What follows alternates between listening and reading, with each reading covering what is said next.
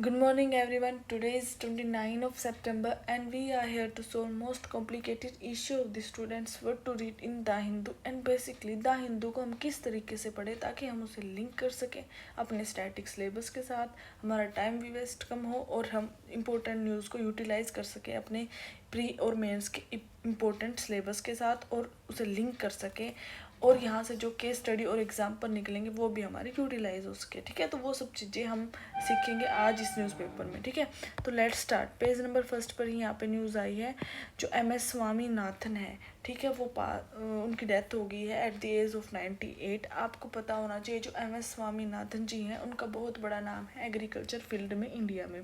ठीक है, तो यहाँ से हमारे लिए पढ़ना इम्पोर्टेंट हो जाता है ग्रीन रिवॉल्यूशन के बारे में। ठीक है, ग्रीन रिवॉल्यूशन इंडिया में स्टार्ट किया गया था MS स्वामीनाथन जी के द्वारा, बट अगर हम वर्ल्ड की बात करें तो वो स्टार्ट किया गया था नॉर्मन बोरलॉग जी के द्वारा इन 1960s, जो फर्स्टली मेज पर किया गया था। ठीक है, बट इंडिया में वहीं पे बात करें तो MS स्वामीनाथन जी ने उसको बासमती राइस पर किया था।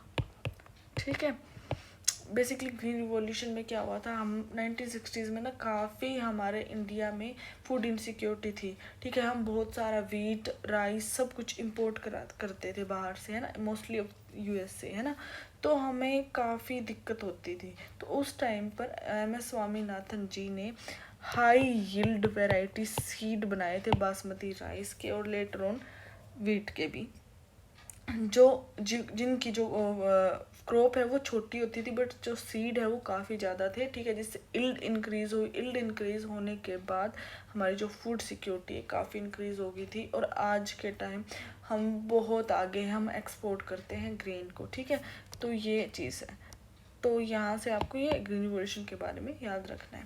ठीक, इसके बाद हम पढ़ेंगे पेज नंबर 8 पर। ठीक है, आपको पता है जो कनाडा और इंडिया का जो कॉन्फ्लिक्ट चल रहा है इतने टाइम से, उसके ऊपर एक नई कमेंट आई है जयशंकर जी की, जो कि हमारे एक्सटर्नल अफेयर मिनिस्टर। आपको पता है जो जयशंकर जी हैं वो गए हुए हैं अमेरिका में न्यूयॉर्क में for UNGA meeting, United Nation General Assembly meeting. तो वहाँ पर उन्होंने बोला है कि जो इंडिया है वो सपोर्ट नहीं करता टेररिज्म, एक्सट्रीमिज्म और वोलेंस को। ठीक है, जो कनाडा ने जो ब्लेम किया है वो बेसिकली एक पॉलिटिकल इशू है, उसके अलावा उनके पास कोई एविडेंस नहीं है उनके क्लेम को प्रूव करने के लिए। देखो हुआ क्या था, हरदीप सिंह निज्जर नाम का एक आदमी है, कैनेडियन सिटीजन था। ठीक है, जिसकी डेथ हो गई थी सरी में कनाडा में। ठीक है, जो कि एक खालिस्तानी सपोर्टर था, उसका ब्लेम वहाँ के जो प्राइम मिनिस्टर में जस्टिन जी उन्होंने इंडिया पे डाल दिया था। तो उसके बाद से इन्होंने एक दूसरे के डिप्लोमेट को सस्पेंड कर दिया। तो कनाडा ब्लेम कर रहा है इंडिया पे कि उनकी जो लैंड है उनकी सोयल पे कैन इंडिया इंटरफेयर कर रहा है और इंडिया उनके सिटीजन को मार रहा है। तो वहीं इंडिया इस जो क्लेम को पूरी तरीके से मना कर रहा है कि इंडिया का कोई हाथ नहीं है उसके मर्डर में, उसकी डेथ में। तो ये सारा इशू चल रहा है।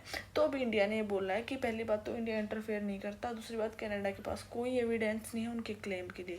बट इन केस अगर कनाडा कोई एविडेंस देता है, कोई एविडेंस दिखाता है, तो इंडिया विल कोऑपरेट। जो भी इंडिया से हो पाएगा, अगर इंडिया के किसी भी चीज़ का किसी भी लिंक है उसके साथ, तो इंडिया कोऑपरेट करेगा इस सिचुएशन में। निज्जर केस का जो निज्जर डेथ केस जो है, तो उसी के बारे में ये न्यूज़ आई है। तो इसी पेज पर यहाँ पर आप देखोगे तो कल एक रिपोर्ट आई थी यूनाइटेड नेशन पॉपुलेशन फंड की।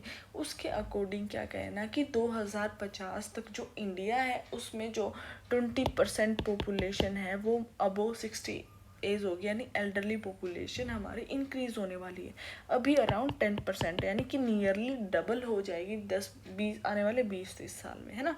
तो ऑब्वियसली इसके बारे में ये आर्टिकल है। इनका कहना है कि देखो एल्डरली पॉपुलेशन बढ़ेगी तो हमारे ऊपर बहुत सारे बर्डन भी बढ़ते हैं ना, उनसे रिलेटेड जो केयर है, उनसे रिलेटेड जो इश्यूज हैं वो सॉल्व करने पड़ेंगे। डिजीज़ भी बहुत ज़्यादा एल्डर पॉपुलेशन में जाके हो जाती है। ठीक है, तो उन सब चीज़ों के बारे में यहाँ पे बात हो रही है। तो जहाँ एल्डरली पॉपुलेशन इंक्रीज होने की बात आ रही है वहाँ पर मैं आपको एक चीज़ बताती हूँ, केयर इकोनॉमी ये बढ़ने वाली है इंडिया में। केयर इकोनॉमी क्या है? देखो आने वाले टाइम में आपको पता है मेल और फीमेल दोनों वर्किंग होंगे, ठीक है। आने वाले 10-20 साल में ये चीज़ें और बढ़ेंगी। तो जब मेल और फीमेल दोनों वर्किंग होंगे तो घर में जो ओल्ड है, जो बूढ़े हैं, उनका केयर करने के लिए जैसे उनको दवाइयाँ देनी है, उनको इवन जो फिजिकल सपोर्ट की भी ज़रूरत होती है, उठने बैठने के लिए, नहलाने खाने के लिए, है ना, तो उनके लिए कोई नहीं होगा। तो उस चीज़ के लिए नई एम्प्लॉयमेंट स्टार्ट होगी जो उन लोगों की केयर कर सके। तो उससे रिलेटेड जो इकोनॉमी जनरेट होगी इंडिया में, उसे हम कहते हैं केयर इकोनॉमी। ये शायद मेंस में क्वेश्चन आया भी और नहीं आया होगा तो आपके GS3 इवन GS1 में ये क्वेश्चन कभी भी आ सकता है रिलेटेड टू केयर इकोनॉमी। तो वहाँ पर आप ये पॉइंट मेंशन करोगे कि आने वाले टाइम में यूनाइटेड पॉपुलेशन फंड का रिपोर्ट आई थी कि पॉपुलेशन इंक्रीज होने वाली है एल्डरली, ठीक है। फिर वहीं पर अकॉर्डिंग टू दिस रिपोर्ट जो पॉपुलेशन एल्डरली इंक्रीज होगी वो रूरलाइज्ड होगी और फेमिनाइज्ड होगी, यानी जो फीमेल्स हैं उनकी पॉपुलेशन, ओल्ड की जो फीमेल पॉपुलेशन वो ज़्यादा होगी कंपेयर टू मेल, क्योंकि जो फीमेल की एक्सपेक्टेड एज होती है वो ज़्यादा होती है। तो ओब्वियसली देखो मेल के पास फिर थोड़े बहुत सोर्सेज होते हैं इनकम के, पेंशन के, है ना, बट वहीं जो फीमेल है, हमारी जो लेबर फोर्स पार्टिसिपेशन है इसको सिर्फ 24% जो फीमेल है वो पार्ट करती है ना, तो उनके पास कोई इनकम सोर्स नहीं होगा। वो भी आने वाले टाइम में काफ़ी दिक्कत होने वाली है। वहीं जो रूरल लोग हैं वो उतने अवेयर नहीं रहते डिजीज़ वगैरह को लेके, जो विद टाइम एज के साथ जो डिजीज़ होते हैं, तो ये भी हमारे ऊपर बर्डन है ना। तो ये पॉइंट्स हैं। तो गवर्नमेंट को कुछ ना कुछ ऐसी स्कीम लानी चाहिए जो ताकि जो ओल्ड पॉपुलेशन है इन सब चीज़ों से निकल सके और अपनी लाइफ को जी सके विद डिग्निटी, है ना। तो उससे रिलेटेड ये सारा आर्टिकल है, ठीक है। तो इसमें से जो कुछ इंपॉर्टेंट पॉइंट मैंने बताए ये आप एकदम अच्छे से याद रखना। फिर उसके बाद पेज नंबर 10 पर मूव करेंगे हम, है ना। तो यहाँ पर ये आर्टिकल आया अबाउट 5 आइज इंटेलिजेंस अलायंस। देखो ये भी न्यूज़ में है ड्यू टू जो कनाडा केस हो रहा है। जो 5 आइज इंटेलिजेंस अलायंस है इसमें 5 कंट्रीज पार्ट है, इसमें UK, कनाडा, US, ठीक है, और न्यूजीलैंड एंड ऑस्ट्रेलिया। ये ग्रुपिंग बनी थी आफ्टर World War II के बाद, ठीक है, जिसमें सबसे पहले US और UK ने कोऑपरेट किया था, फिर उसके बाद ये तीनों कंट्री ने ज्वाइन किया था।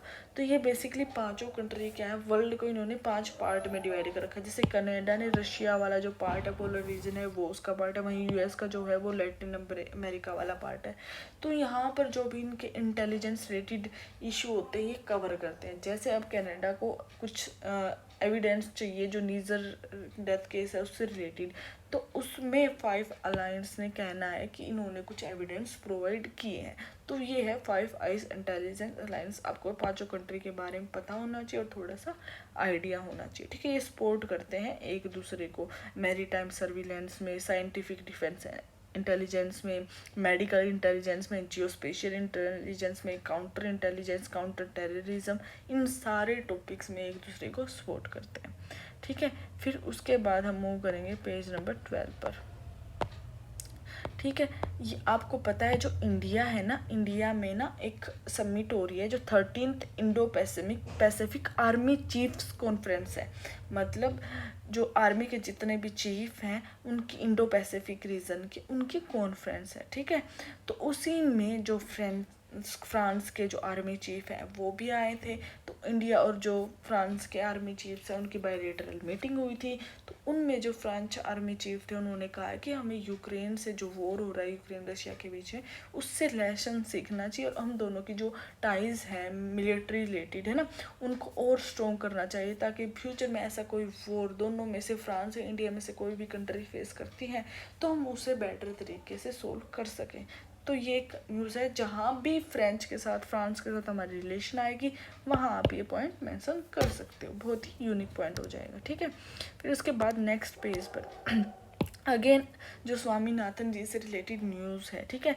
तो वही बात है कि इन्होंने जो बासमती वैरायटीज़ है उसमें काफ़ी कुछ म्यूटेशन करके उससे इतना हाई यील्डिंग वैरायटी बनाया कि हम फूड सिक्योरिटी की तरफ बढ़ गए, ठीक है।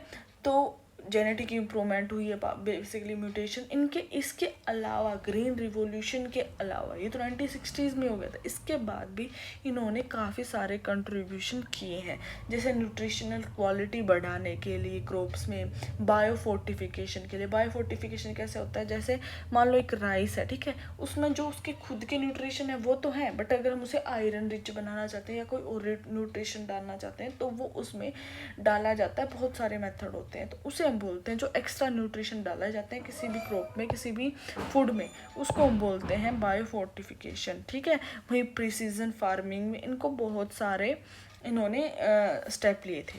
फिर वहीं पर इन्होंने C4 कार्बन फिक्सेशन कैपेबिलिटीज़ की क्रॉप बनाई थी, जिससे जो क्रॉप्स है उनकी जो फोटोसिंथेसिस है वो इम्प्रूव हो सके। फोटोसिंथेसिस इम्प्रूव होगी तो बेसिकली प्लांट हेल्दी ग्रो करेगा। तो ये सारे इनके कॉन्ट्रीब्यूशन है, ठीक है। ये आ सकता है एज ए स्टेटमेंट डायरेक्टली आपके GS3 में एग्रीकल्चर पार्ट में, कि जो MS स्वामीनाथन जी हैं उनका कॉन्ट्रीब्यूशन क्या है। फिर क्वेश्चन आगे भी आ सकता है कि ग्रीन रिवॉल्यूशन में उनका क्या था, ग्रीन रिवॉल्यूशन ने कैसे इंडिया को हेल्प करा, बट MS स्वामीनाथन जी के बारे में बिल्कुल आ सकता है, ठीक है।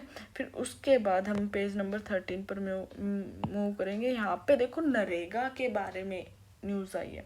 आपको पता है नरेगा क्या है, Mahatma Gandhi national rural employment guarantee scheme, जिसके अंडर जो गवर्नमेंट है, जो रूरल में लेबर लोग हैं, जो लिटरेट नहीं है, नॉन स्किल्ड पीपल है, उनको 100 days of guaranteed work provide करती है, कि वो वर्क मांगेगी तो गवर्नमेंट उनको 100 डेज का काम देगी ही देगी, ठीक है। इसकी पेमेंट बेसिकली लिंक होती है आधार से, ठीक है, जिसकी वजह से इनको काफ़ी सारे इश्यू फेस करने पड़ते हैं पेमेंट रिलेटेड, इनकी पेमेंट टाइमली नहीं हो पाती है, ठीक है। तो वो सब उसके बारे में ही बात हो रही है। अभी भी बहुत लोगों की जो पेमेंट है वो अटकी पड़ी है, ठीक है।